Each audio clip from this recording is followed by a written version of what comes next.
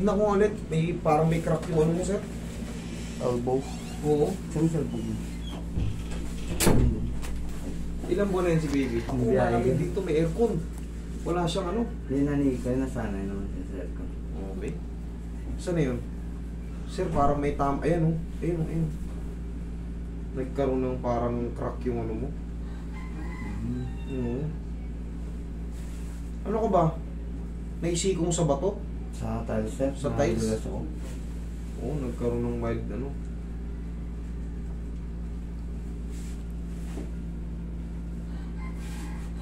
Ano ba nang siko mo, sir? Saan ang sumasakit sa'yo, sir? Dito, sir. Kalubog eh. Dito lang. Dito.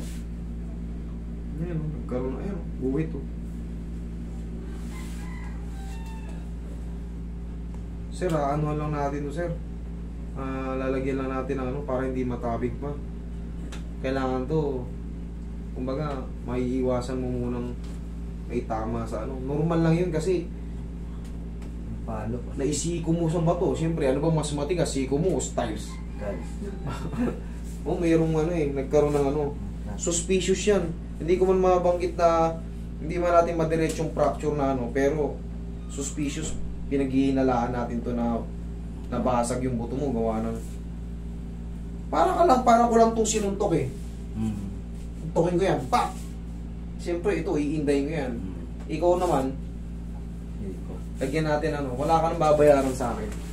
Ano lang naman to, prepares aid lang natin. Pero yakan na yung mamasansin lang natin ano. Lamog pa to. Tsaka may... Noong October 30 pa to, sir. Oo, suspicious yung ano eh. May pag ginalaw ko to baka mabasag lang. May crack na nga ako nakikita, parang crack. Baka mabasag lang. Kuha kang bandage yan, pray na lang natin kayo, sir. Para kahit pa paano. Hintayin mo lang ano, aplos-aplosin mo lang ng pau, ganyan-ganyanin mo lang. Huwag na natin pilitin na ano mo naman na tayo. O yan, gagawin mo naman. Nakaraan, hindi ko na matupi yan yung nakaraan. Palagi mo lang gaganyanin. Mag-straight, hindi ko mag-straight. Yan, palagi mo lang gaganyanin. Normal lang yun, mararamdaman mo na may pain kang mararamdaman kasi ayun nga, gaya nga nang in-explain ko, pag sinuntok ko yung bato, malamang parang magka-crack siya. Malakas atang pagkadulas mo eh.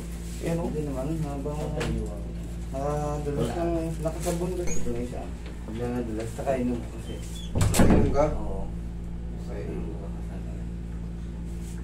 Ito, para may pandepensa ka lang dito.